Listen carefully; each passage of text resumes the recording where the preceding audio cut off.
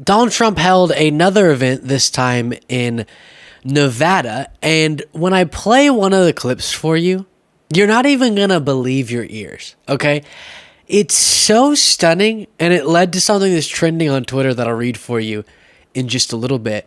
But let's sort of build up to that moment with a few others from the same event, and then we'll play some after as well. So again, this is in Nevada. Trump's also doing a speech in Arizona. Suspected maybe RFK Jr. will show up there with him. In this segment, I'll talk about RFK Jr. endorsing him. Just a shameful act there and a pitiful campaign. But Trump here first in Nevada, starting with this. They're losing their jobs because Biden and Harris are allowing millions of people to come into our country, and they're taking black people's jobs, African-American jobs. They're taking those jobs, and a lot of those jobs are Hispanic jobs too. And then they're losing. So you'll notice the black woman standing behind Trump, nodding at the beginning, and then once he gets into that, she stops nodding, and it's only the lady to her left going, yes, love it, which is just an interesting note from that. But a part of why it's so strange that he keeps saying that is that it was discussed in MAGA spaces that I don't think that resonates. People are off-put by migrants are taking black jobs. What does that mean? And it led to moments like this one. I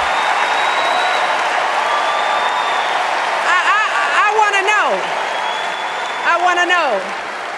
Being out sick the last few days has caused our channel growth to come to a screeching halt. If you want to help jumpstart it back to where it was going before, you can do so by clicking the subscribe button if you haven't already.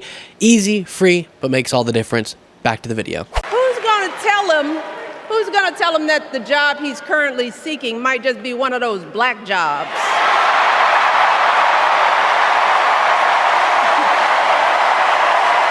Yeah, so iconic, but it's very, very strange, and it does give you some insight into how he's thinking. I don't think he understands. Yes, in politics, people pander to certain populations. That's not how you're supposed to do it, okay?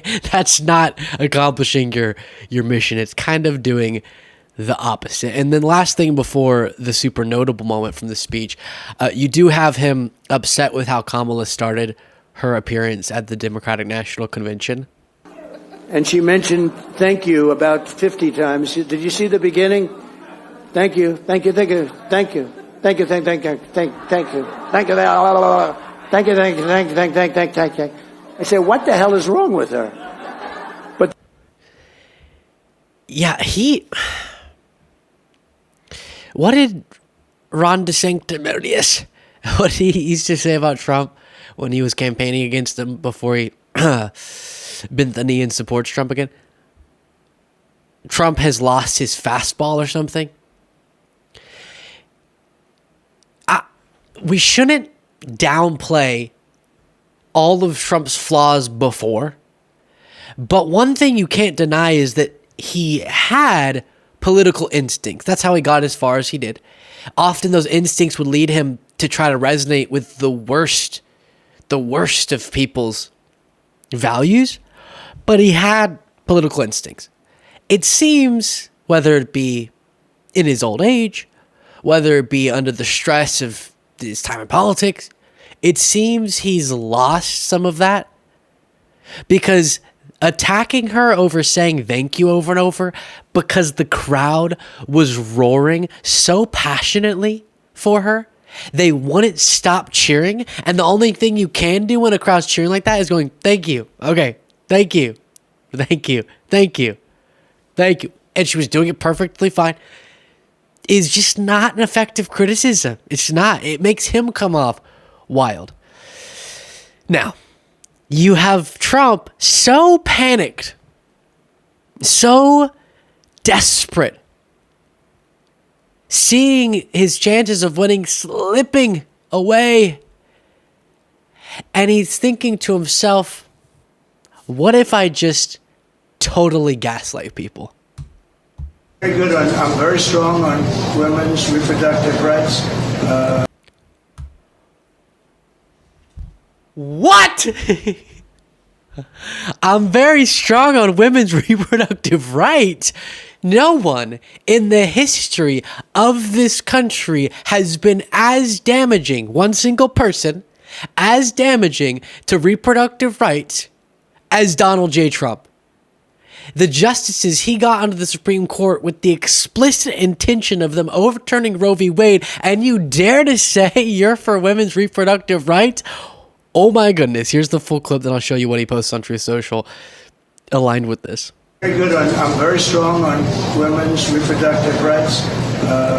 The IVF, very strong. I mean, we're leaders in it. And I think people are seeing that, and votes are being taken, and that's what they've wanted for years. For 52 years, they've wanted votes to be taken by the states, and they wanted Roe v. Wade to be brought into the states. And it's really happening. It's really happening. One of the things that Stephanie Grisham, who spoke at the DNC, and she worked in his administration, she was a Trump loyalist up until January 6th. One of the things she said was that he said to her that, first of all, he would disparage his own voters as sort of stupid, and also that if you repeat something enough times, people will believe it. He said that, which is why he does it so often. And there, he thinks he can convince people they didn't actually want Roe v. Wade by repeating it over and over. And then he posted this: my administration will be great for women and their reproductive rights. What's happening? You do realize that much of MAGA is going to hate that he's saying this. That's how panicked he is. That's how desperate he is. And two of the trending things on Twitter right now because of this are Trump's remarks on jobs by race. Okay. That's in relation to the black jobs comment. And then Trump's new stance on reproductive rights. Nothing like rolling out a quote unquote new stance just a couple of months before the election on one of the most important issues facing the country. Even the audience had to be confused by that, right? They had to be stunned that he's saying what Kamala Harris stands for as his stance now on one of the most consequential issues that he has been the most damaging to. No, all of the damage that we're now experiencing, all the suffering of people, the revocation of rights is because of you. If you have the option of changing the actions of one person, and your goal was to take one act, change one person's actions, in the interest of reproductive rights, Trump would be the one person you would pick, okay? Because that would immediately undo the issues we're now experiencing. And Midas Touch posted this in response to that. Then we'll watch more from this rally.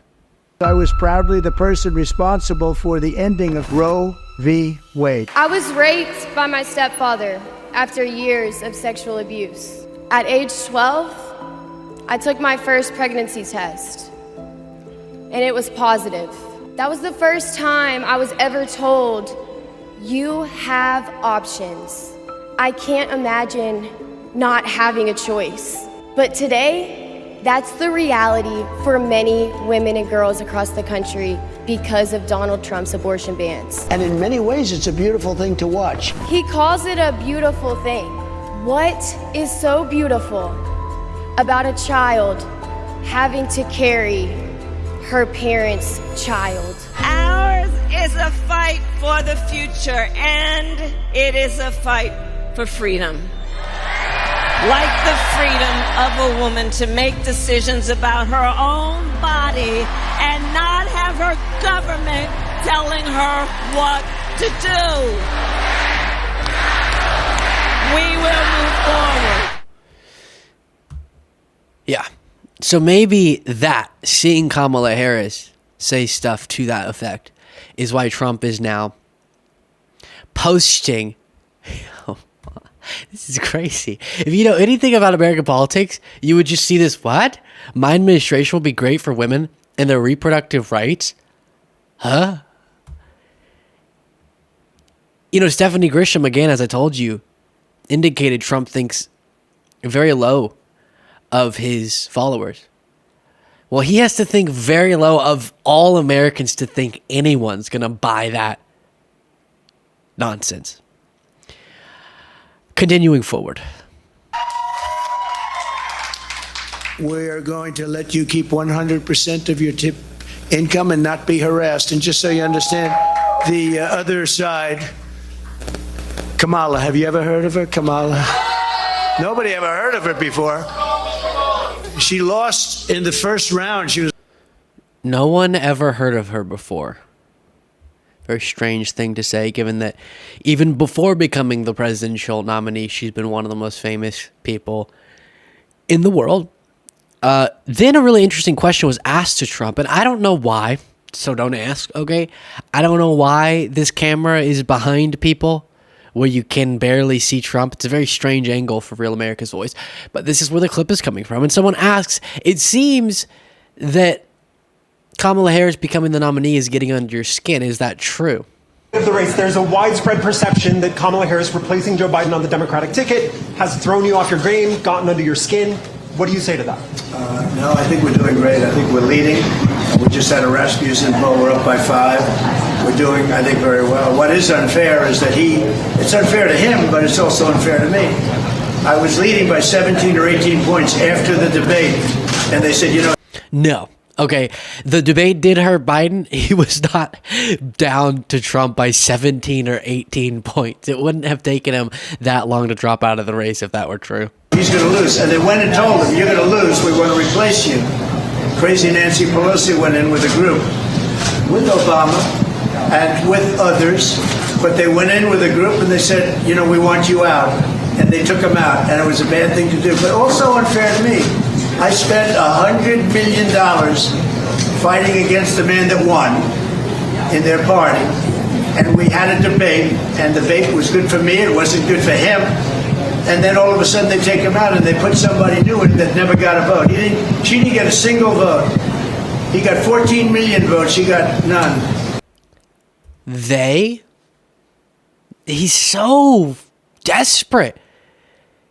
They didn't take Biden out. Biden, because of, in part, he was convinced by pressure, sure. He made a decision to listen to the pressure. He didn't have to. And step off the ticket. People have a free speech right to say to Biden, we think you should jump off the ticket. Biden has the right to say yes or no. He decided to say, you're right, I'm not going to win, let me step off. He hadn't been nominated yet, so that was totally his right. And then from there, it was totally the delegates' right to choose who they want instead. And the delegates chose Kamala Harris. Trump spending so much time and energy. Here he was asked about it. Okay, fair. But he brings this up constantly at his speeches. Him continuing to rant about this is only hurting him. He's choosing to emphasize something that most Americans, clearly based off of the excitement around Kamala Harris, don't really care about. They're not thinking about Biden stepping off the ticket, how that was unfair to Biden. That's not a belief people have. Trump has it. Even MAGA probably doesn't think that way. They just want Trump to now beat Kamala. It's just Trump because he saw victory against Biden. He saw it. He could see it right there on the corner. And now it's seeming like that's becoming less and less likely. And your job, if you're resilient, is to adjust accordingly. And then I'll say, it's so representative of how he thinks. Because he thinks, I spent hundreds of millions of dollars running against Biden, lying about him. You can't then switch him out because then my lies don't work anymore on that person. I got to build a whole new set of lies. No, but see, if you had run a campaign about why you would be a good president, it wouldn't have changed. But your whole way of campaigning is about disparaging someone else. Very interesting. Okay, let's, we might get back, I know this is kind of going long. We might get back to other clips from that, but first let me jump over. RFK Jr. was, running an independent campaign. He has now endorsed Trump. Sickening. But here's some of what he had to say. And interfering with our elections. Following my first discussion with President Trump, I tried unsuccessfully to open similar discussions with Vice President Harris. Vice President Harris declined to meet or even to speak with me. He is, I don't like throwing this word around, so I won't throw that word around. Instead, I'll say very egocentric, okay? He is so focused on who called him back, who thinks he can.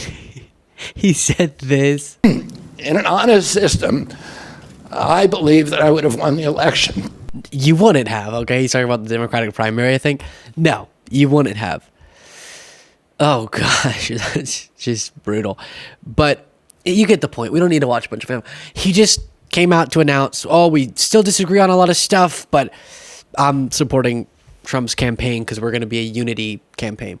Which, yeah, the guy who refers to his political opponents as vermin and says they're a worse threat than authoritarian countries and governments around the world, and is a part of a movement that calls their opponents groomers. He's going to unify with you. But Trump, of course, is accepting that endorsement. And I guess they're going to campaign together maybe tonight in Arizona. But think about that. Reportedly, RFK Jr., really, just hear this. He's running a presidential campaign because he has principles. Yes, he would say. And his family warned us about this. They came out and they endorsed the Democrats and said RFK Jr. is playing a dangerous game and it's about him. It's his ego. And reportedly, RFK Jr. reached out to Trump and said, can I get a cabinet position if you win? And then I'll endorse you. And reached out to Kamala Harris and said the same. Kamala Harris said no, as he indicated. I'm not going to talk to you because you just want to trade. You want me to trade a position in my administration to you. I don't want someone as crazy as you in my administration. So good for Kamala Harris. Go her for saying, I'm not going to pick up the phone. I know what you want to talk about. I don't want to talk about that. Trump initially turned him down too, but clearly has now accepted. RFK Jr., to any of his supporters, he was using you. He was using you for his own ego, first of all, then to get enough support to be relevant enough to be able to trade that support with one of the candidates for a position in their administration. He probably wouldn't have gotten a position in a potential Trump administration, even though I don't think Trump's going to have an administration, hopefully, if he hadn't run this presidential campaign. So he used your support. He used your contributions. He used your belief in him just to try to get one step up the ladder. No principles. Otherwise, how could you possibly be willing to serve in a Trump administration or a Kamala Harris administration? You don't have any consistent principles if you're okay with endorsing both candidates. Because he was straight, I'll endorse you if you give me a position. No. Okay, that's crazy. Let me know what you thought of it in the comments. And I'll end with this. RFK Jr., very exciting to the crowd, as you can tell. And I could conceivably still end up in the White House in a contingent election. But in about 10 battlegrounds. Okay. Oof. Like I said, tell me what you thought, and you can become a member by clicking the join button below.